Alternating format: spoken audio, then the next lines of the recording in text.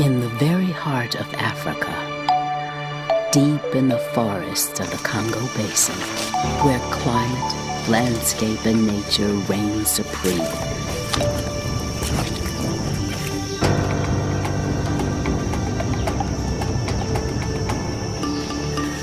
one scientist brings two worlds together as she seeks to uncover the mysteries of one of the forest's most elusive creatures, Africa's western lowland gorilla.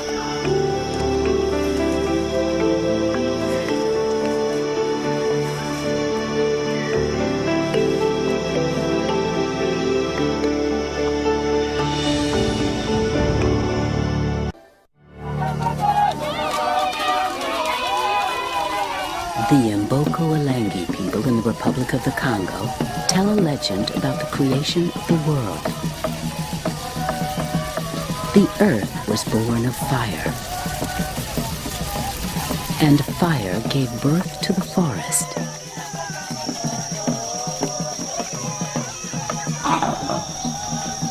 Animals and plants arrived to give the forest eternal life.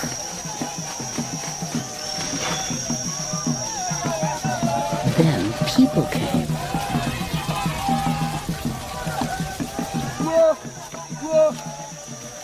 They learned to hunt in the forest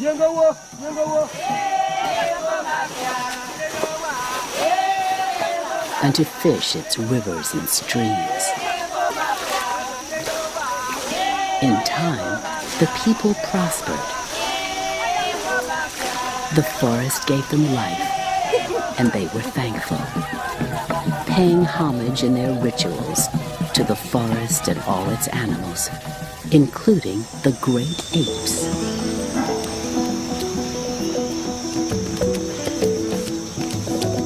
Among these apes, the western lowland gorilla.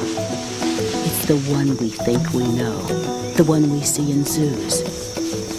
Yet in truth, it is the one we know the least about.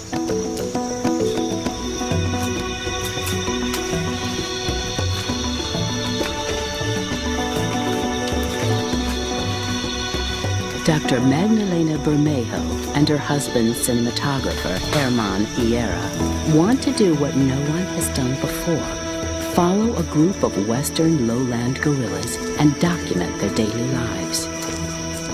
For me, to study western lowland gorillas in the forest gives me the opportunity to learn about the behavior of these animals, and it's very important because it's very little known about western lowland gorilla, but also I am excited each day that we are following, and it's something like hunting, but we don't kill.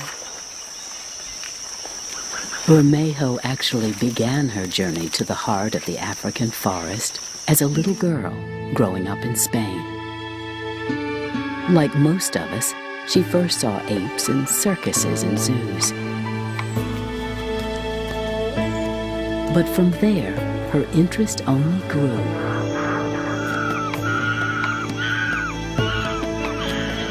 When I was a teenager, I saw a National Geographic film about Jane Goodall. I was impressed with one image.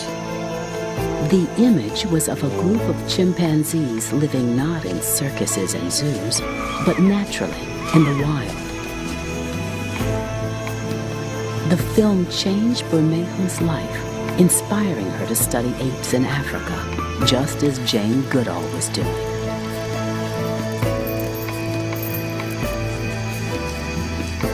I thought that if this woman can do it, I can do it also.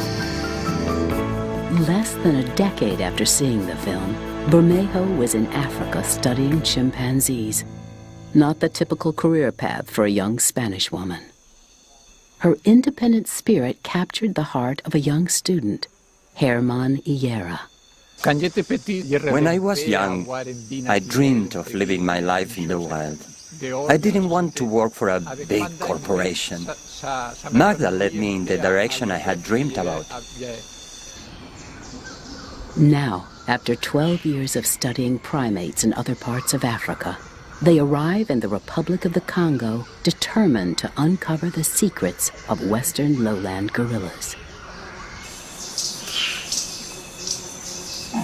Finding gorillas in this wilderness will be daunting and nearly impossible without the aid of the people who live here.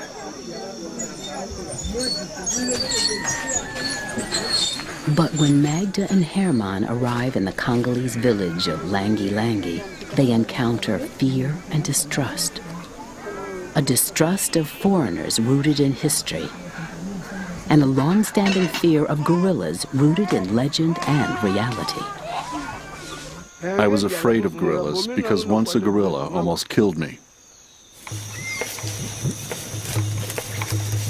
Pierre was 20 years old then and known as a great hunter.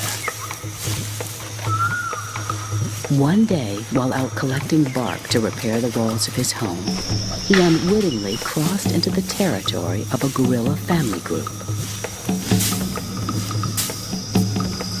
Stomping through the bush and hammering at trees, Pierre made quite a racket.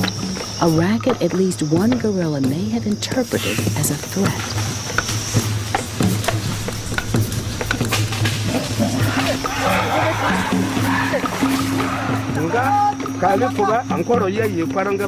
The gorilla had me cornered. He bit my arm. I picked up my other arm, but he bit that arm too.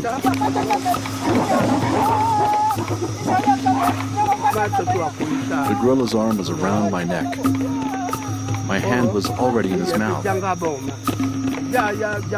He beat me on the head. He had both of my hands in his mouth.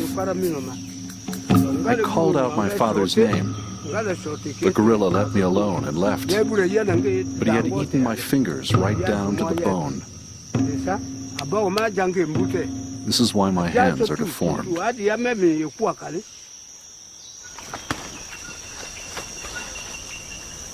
With stories like Pierre's to frighten them, the people of Langi Langi cannot understand why anyone would simply want to watch gorillas.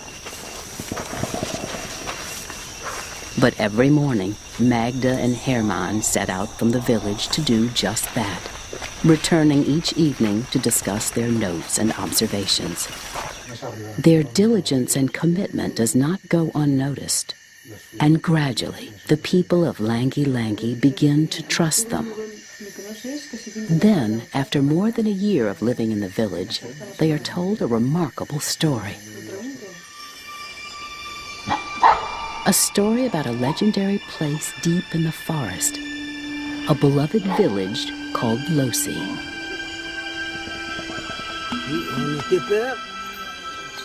We left everything there. Bananas, manioc, and fish. Located on a river, Losi was extraordinarily rich. Rich in plants, animals, and gorillas. It was a place no one wanted to leave. We don't live here by choice. We had to leave our village because of the gorillas.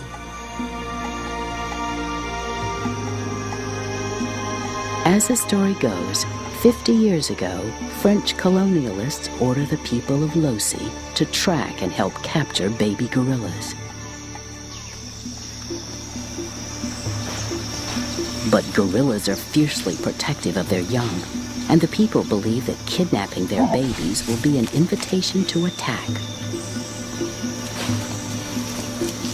With a conviction born of fear and respect, the people of Losi refuse. Outraged, the authorities force them to abandon their beloved and once thriving village. They put my grandfather in prison. Then they divide us into two groups. Some of us went to one village. The rest of us came here. Losi may have lost its villagers 50 years ago, but its villagers never lost their love for Losi. People didn't want us to go to Losi because they thought we wanted to keep the area for ourselves. We told them that we were only here to study the animals. Only if they want us to go to Losi could we go. Convinced at last of Magda and Herman's intentions, the people agreed to take them to Losi. And Losi is definitely where they want to go, because according to the villagers, Losi is where the gorillas are.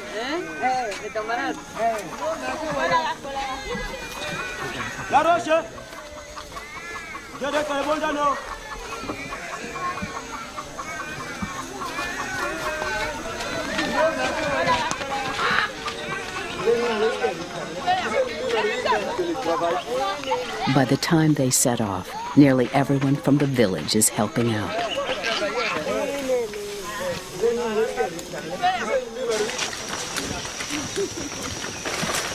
I remember the day that we are crossing the savannah area to reach Losi with all the people.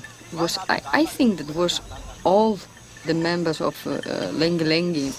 I was so excited, really. It was a day very special for me. 18 miles into the forest, they reach the place where the village of Losi once stood.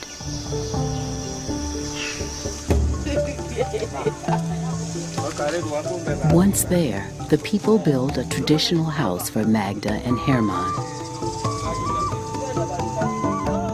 Vines replace hammer and nail, each tied in place by hand. They carefully layer thick, rubbery leaves that will serve as roof tiles.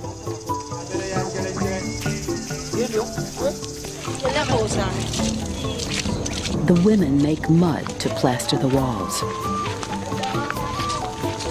And so, after 50 years, life returns to Losi.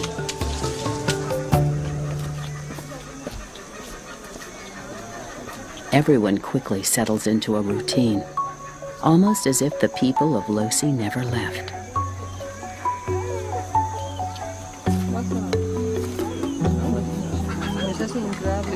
Life in a place like this is relatively simple.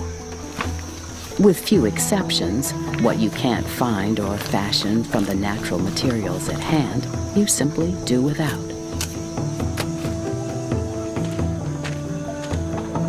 Water is carried in from a nearby stream, and almost everything eaten is either grown nearby or gathered from the forest. A radio serves as the village telephone, and showers come from a bucket, 1 cup at a time. When you take shower, sometimes there is some monkeys here because it's the line to cross from this side of the campament to this other side. And you're taking the shower and they are crossing and sometimes they stop and see, and really it's very funny, very nice. Food preparation is basic. Most meals are cooked over an open fire. Bread is baked in an oven dug into the ground. And cooks have their choice of free-range chickens.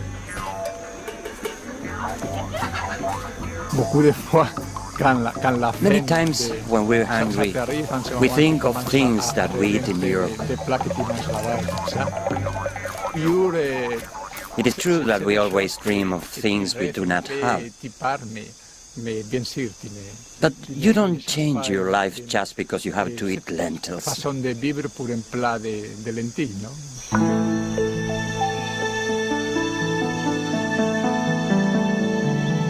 Losi forest is like nothing Magda and Herman have ever seen. The forest is blanketed with Marantacea, the same thick rubbery plant villagers use to roof their homes.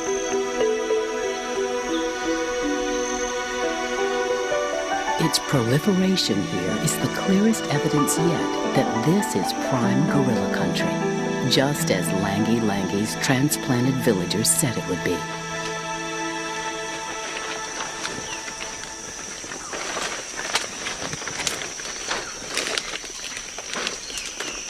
But finding gorillas in this dense vegetation will be another matter.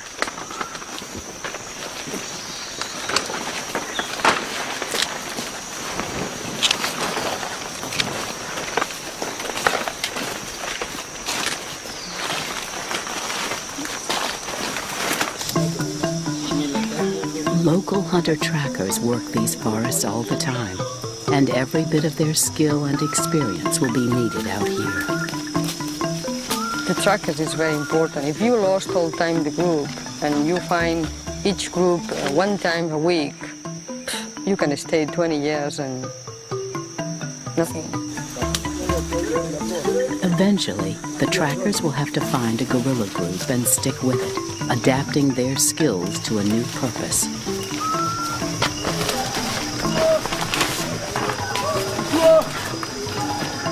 When hunting, they surround their quarry, using sounds to coordinate their movements.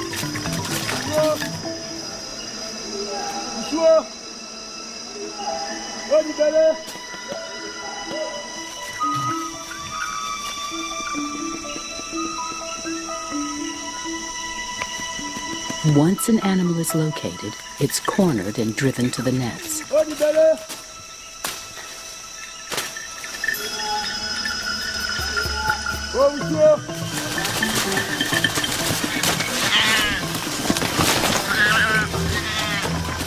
Boys learn to hunt at a young age, a process which often means coming to terms with the forest. Back when I was young, my big brother took me into the forest. He showed me gorillas and forest hogs. I was afraid, but I continued to go into the forest with him. And that is how I became used to the forest.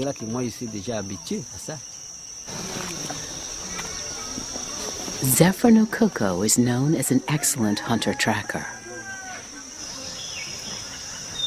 Each morning, he leads Magda and Herman out in the search for gorillas.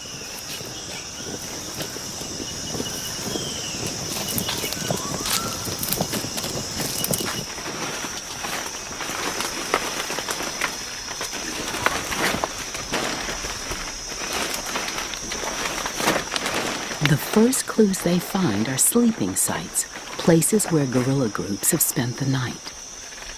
1, 2, and 3. Nests of crushed, matted leaves mean gorillas have slept here recently. Just how recently can be estimated from their dung. This is the dung that is decomposing, and this is for yesterday normally. And this is very important when we were tracking gorillas, because we can know that was yesterday tracks or today. Even the remains of partially eaten plant stems provide clues, if you know what you're looking at.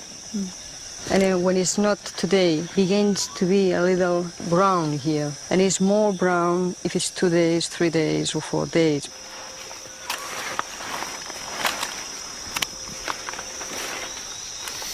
It smells like carrots, and they're just like children looking for sugary things, you know.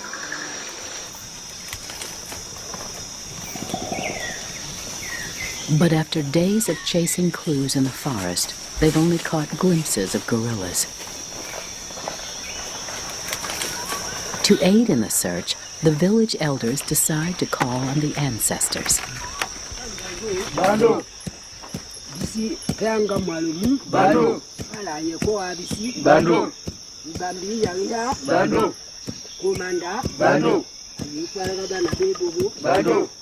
The ceremony is called a chow chow, an ancient ritual meant to bring blessings and good fortune. The Mboko Alangi people believe that the land belongs to their ancestors, and it is their influence that will bring Magda and Herman success or failure.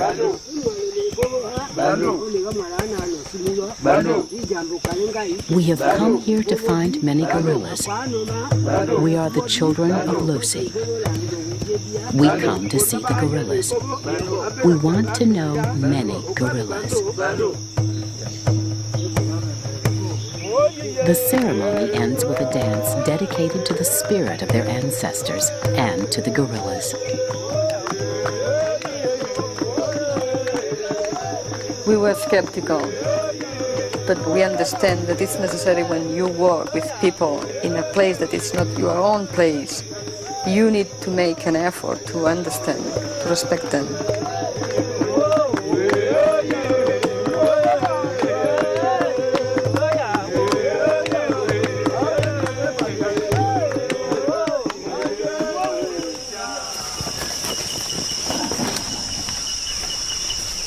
Soon after setting out the next morning, and less than 2 miles from Losi, the forest is alive with sounds. The sounds of gorillas.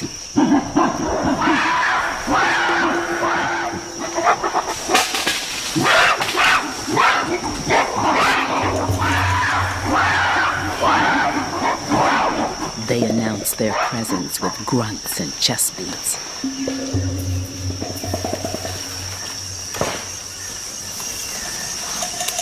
And then, it's an entire group.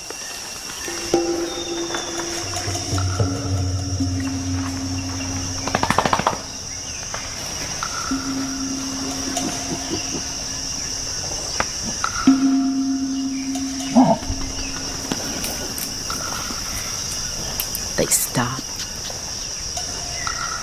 They stare. And they scare the daylights out of one of the trackers. He kept his eyes closed for the entire time. He thought he didn't look, he wouldn't be seen. The leader of the group, a huge silverback, is the most intimidating. One time, the silverback rose to his feet and began to beat his chest. Oh, it was sensational.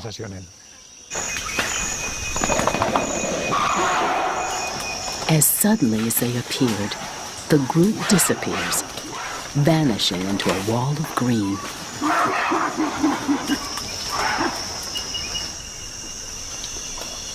Magda now knows this is a place to be. One of the first things she does is take a survey of the area's Marantesi forest, which indicates a population of as many as 11 gorillas per square kilometer. Now they must find and track a group suitable for continuous study.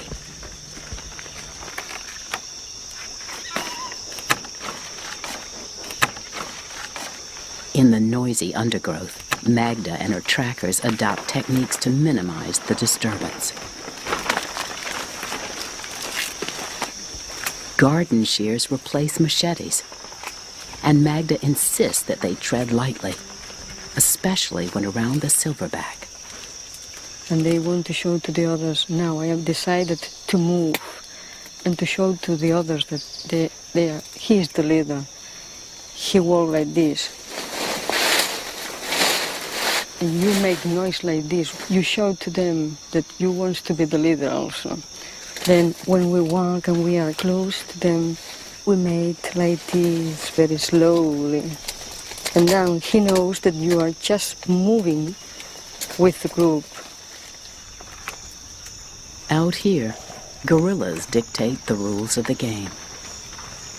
And sometimes they make something like, who? It's just to know who is that wants to approach us. And then you stop and you show to them, I know very well your group, and I stop and I wait. If you want, I wait 5 minutes, and after that, you can go. And then the animals stay there. If not, they go away and you don't see nothing.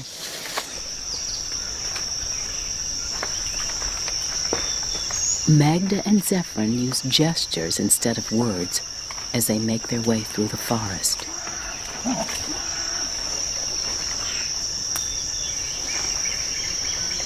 In a moment, he stopped, and I understand I need to stop. He hears something, and if the animals are close, he just look. And I know in this direction the animals are there. And in this moment, we begin to walk slowly.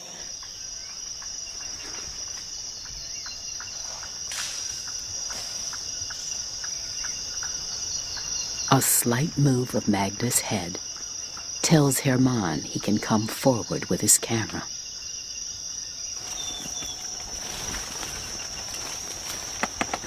Less than a month after coming to Losi, Herman catches a magnificent image in his lens. 350 pounds of male gorilla, a silverback.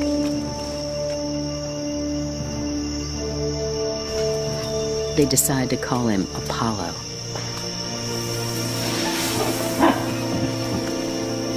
Then the first time that we saw Apollo, I was so impressed.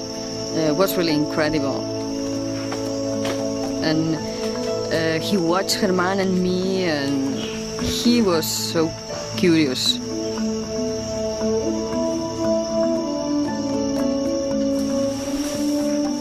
Apollo leads a group that includes several adult females and their offspring, a potentially good group for study.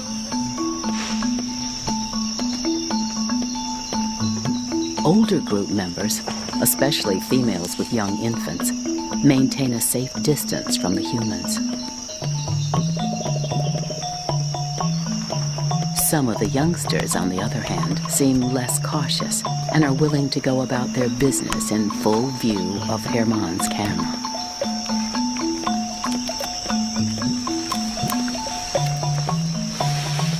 He begins collecting images of these young group members.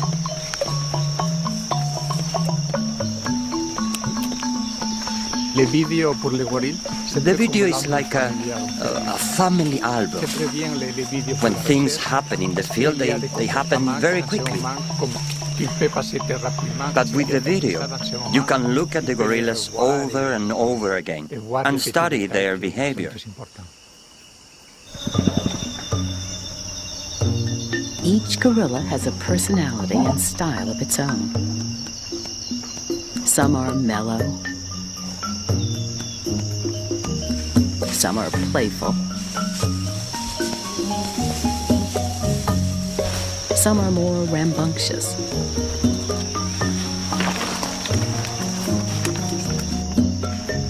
A few, like this older female, seem to want nothing to do with humans. While others, like this one, prefer to show off. She is very excited near the observers. She makes some game with the observers also. And because she decided to stay close to us, the rest of the group stay also. The gorillas will have to get used to the presence of humans before Magda can be assured that she's observing natural behavior. But no scientist has ever habituated western lowland gorillas in the wild. Magda knows habituating them means following them day after day. Not only seeing the gorillas, but being seen by them.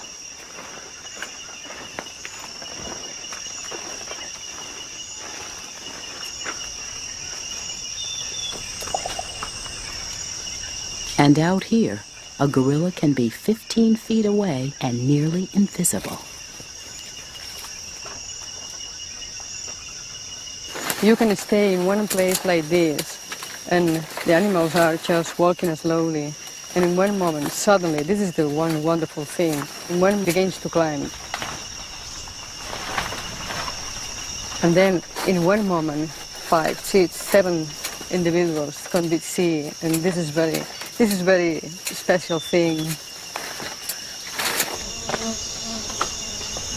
Magda has an idea about how to maintain contact. She decides to adopt one of the gorilla's communication techniques. These gorillas often clap when excited, or to let other gorillas know where they are. Magda thinks communicating with them in their own language may help speed the habituation process. We start clapping when we stay close to the gorillas because they feel safe and comfortable if they know where we are.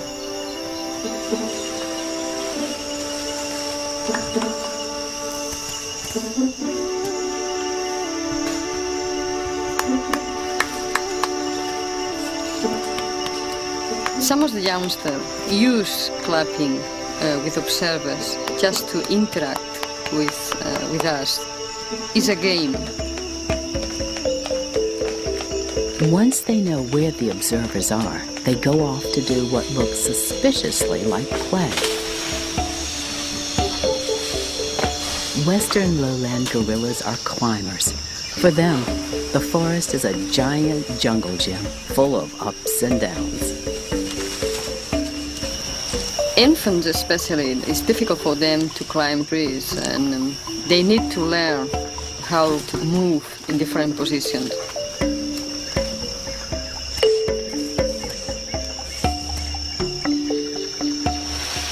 Learning how to negotiate vines and branches takes time and a lot of practice, even for a gorilla.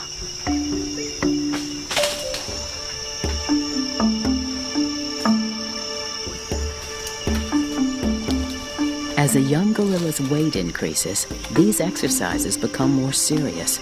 Pick the wrong branch or vine to hang on to, and you might end up on the ground.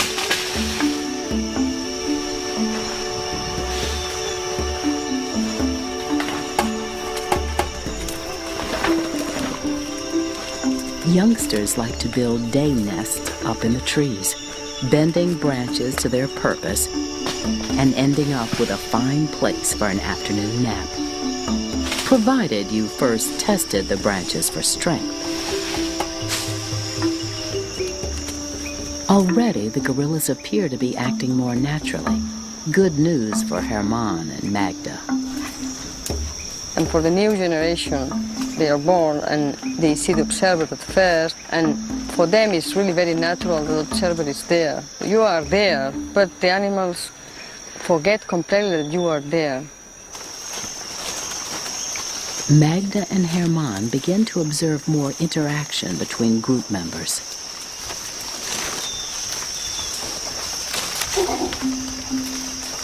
When a young female returns to her day nest, she finds a young squatter.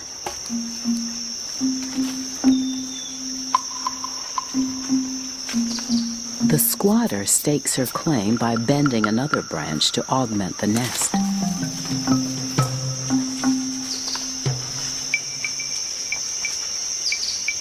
For the time being, they settle down together. But the younger one still isn't satisfied.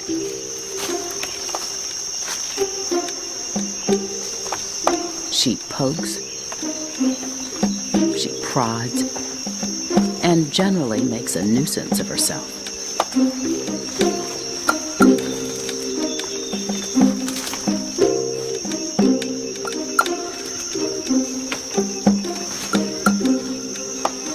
Eventually, the older one has had enough. She moves temptation out of the way, turning her back to invite a scratch. But with all the activity up there, it's the nest that finally gives out.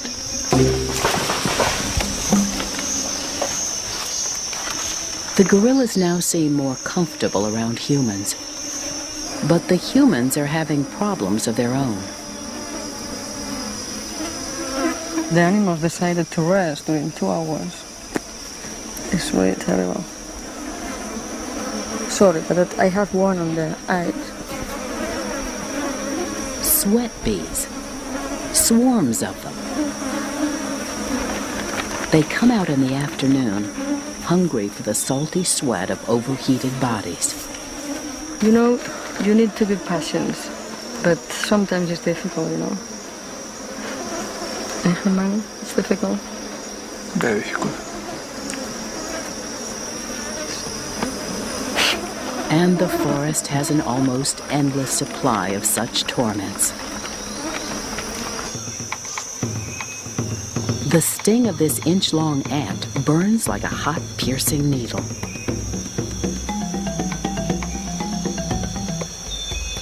They're found in trees like this one, called Barteria.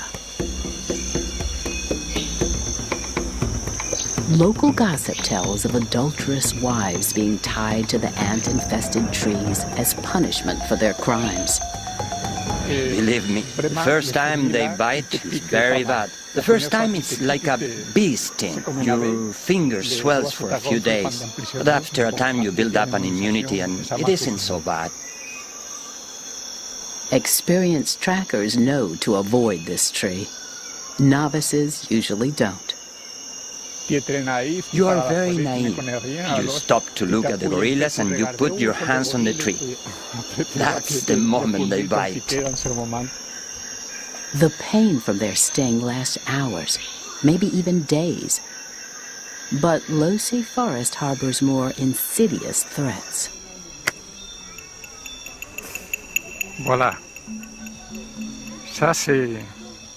This is the one. Ça, c'est le type. This is the fly that brings filaria, the little nightmare. Le petit cauchemar. It's small, but it's bad. Frequent bites from the flies build an army of parasites in the tissues and bloodstream of its victims, as Herman knows all too well. There are some places where you are swollen, and sometimes it can be more painful. It depends on the nerve they attack. Now, even to close my hand is difficult. At the moment, the filaria is in my blood, and it circulates in my blood system. Once I had an eye that resembled cautious clay. It was truly swollen.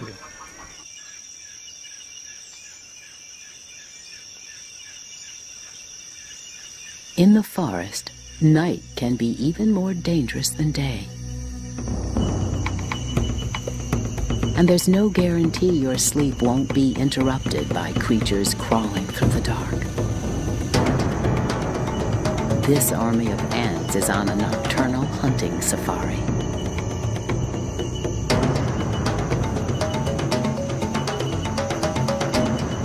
One night, Herman was dreaming that he was being attacked by ants. And suddenly he realized that it's not a dream and the ants were coming.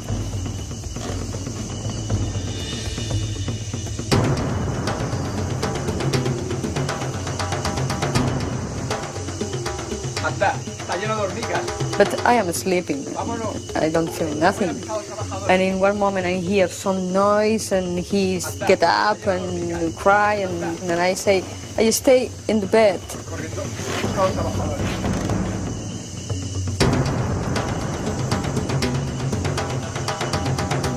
It took me a few seconds to realize what's happening. I look out and saw the bed, the mosquito net, the wall were swarming with safari ants.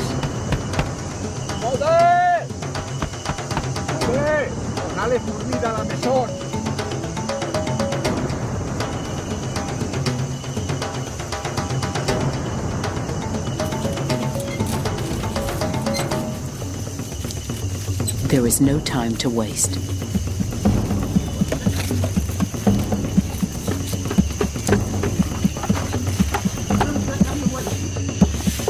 First, they sweep the ants from the house. Then, charcoal embers create a line of defense preventing the ants' return, at least for now.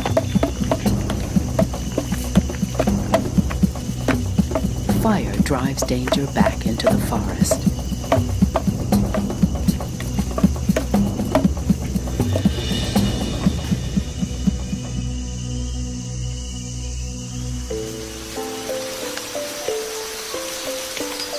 The next morning, work is delayed.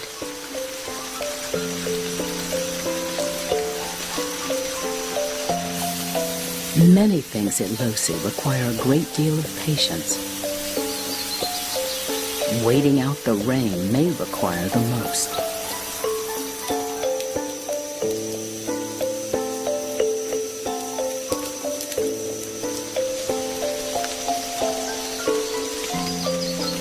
It can rain as much as 5 feet in a single year. During the wet season, work can be held up for days.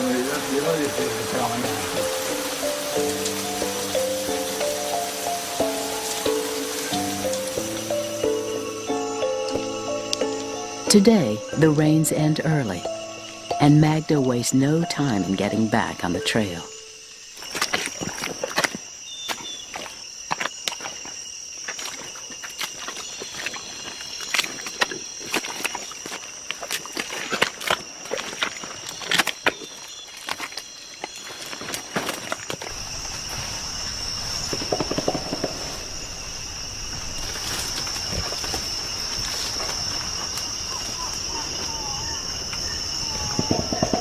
Apollo's group is back on the trail again, too, doing just what they do during many of their waking hours, looking for food.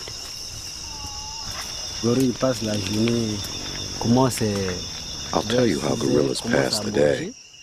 They start eating around 6 in the morning. At 9 they rest, and by 10 they're moving again and looking for food. For western lowland gorillas, life revolves around food. They spend almost half of their day foraging and feeding. They are very selective in what they eat.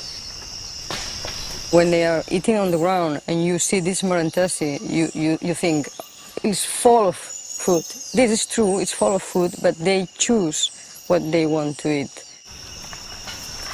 With us, imagine that the humans stay 8 hours eating. This is so difficult. But we have all the things on the table, and we go to the fridge and take something and we eat. The forest offers a wide range of plants and fruits to gorillas, but there are other things they like to eat, including their own dung.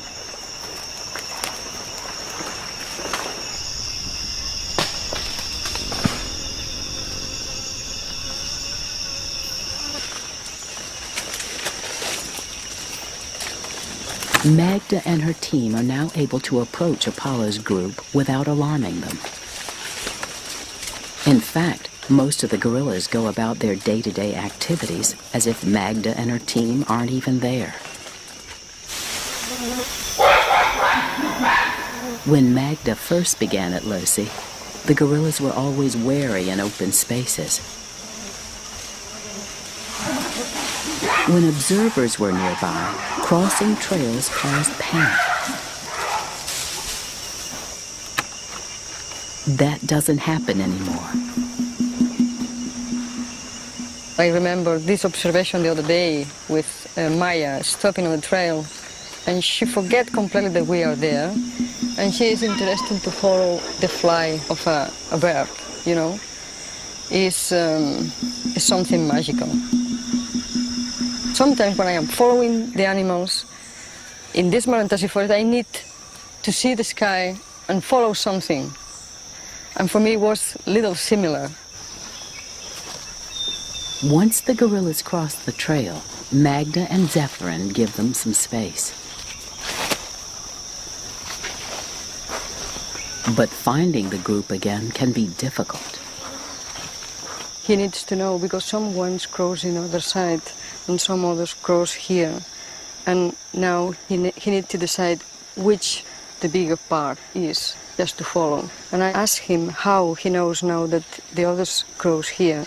And he said me that is the leaf. You know, this leaf is a little push. For us it's difficult to see, but for him it's so easy. When a gorilla is traveling in a certain area, I know where he will go next. If he's walking here, he will probably go to a certain place. I always say that gorillas are like people.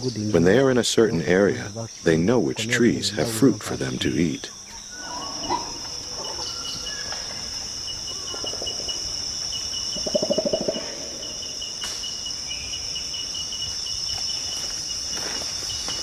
Zephyrin is not only able to predict the group's movement, but he has come to know the gorillas and the forest like the back of his own hand. Some of the things that I know now, I learned from Zephyrin. When he follows the animals, he knows exactly what happens, when to approach the animals, and the feelings of these animals in this moment.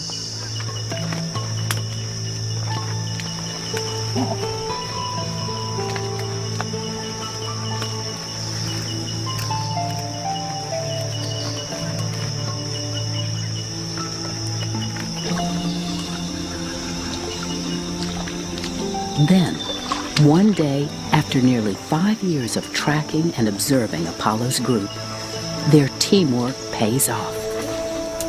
The gorillas are habituated to human presence. Magda is convinced by the female who used to fear humans most. I remember one day I saw her in a tree and she rested. This was very special for me because in this moment I understood that they were arbitrated because she was the last one. Although he has been there every step of the way, Zephyrin is astonished. To follow and to habituate without a machete, with a pair of garden shears, I didn't even think we would find them, never mind habituate a group like Apollo's.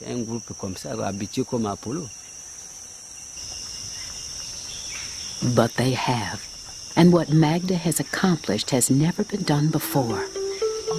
As a result, they've been able to record behaviors rarely if ever seen in the wild. This female rubs a tree root on her chest to clean it before she eats it. Another female deliberately rolls a piece of wood toward this rotting tree. She uses it as a stepping stool to reach higher up. These images reveal that gorillas may be natural tool users.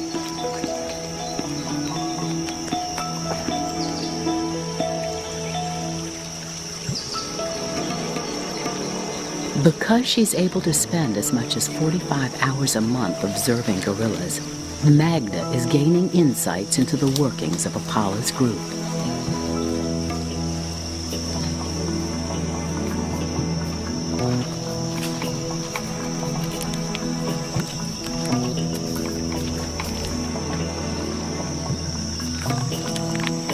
This high-ranking female is gnawing on a rotting log, apparently an important source of starch and carbohydrates.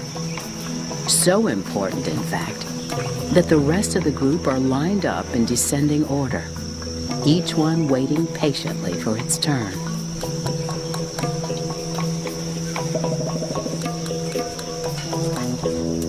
No one will hurry her, even if she dallies, and dally she does.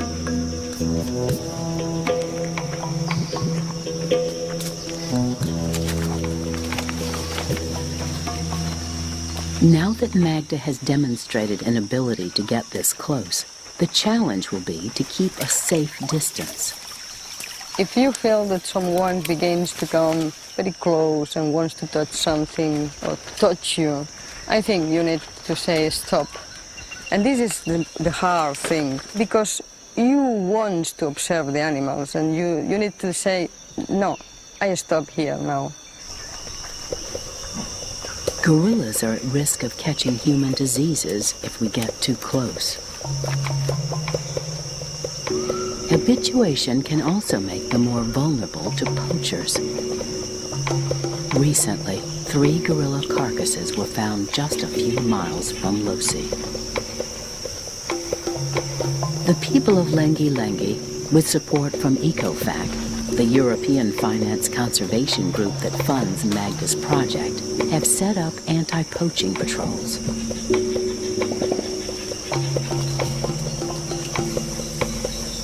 Today, those who once told tales of killer gorillas have been turned around, even the most cynical among them.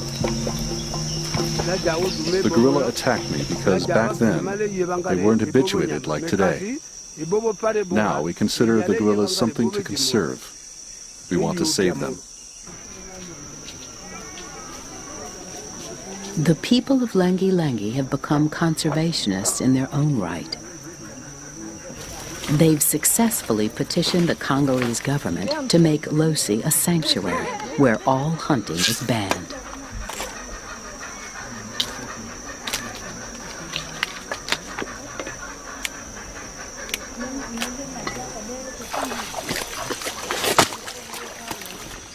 The village has grown, and the women often come together to fish Losi's rivers.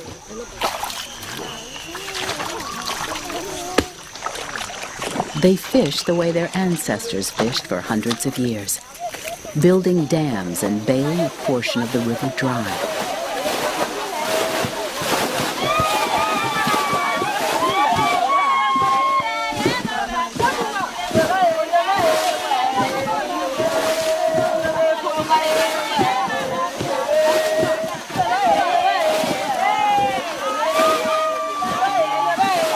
The heirs of those once forced to abandon Losi are now reclaiming their treasured land.